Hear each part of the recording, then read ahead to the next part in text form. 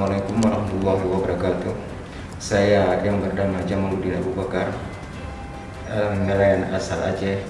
Berterima kasih kepada pemerintah RI yang sudi kiranya bersusah payah dalam menjemput saya di Myanmar, dan terima kasih juga kepada KBRI yang ada di Yangon yang telah bersusah payah menjemput saya di sana hingga saya sampai ke Aceh. Saya Jamaluddin di sana di penjara 2 tahun 5 bulan karena kelewat batas menangkap ikan. Saya bebas dijemput oleh utusan KBRI dari Yangon dan dipulangkan ke Indonesia.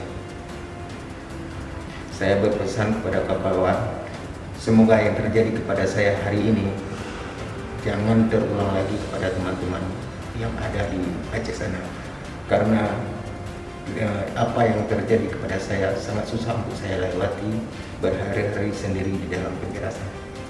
Terima kasih, hanya ini saya sampaikan. Semoga kepada kawan-kawan saya, semoga ini jadi peringatan buat kawan-kawan yang lain yang telah saya alami hari ini.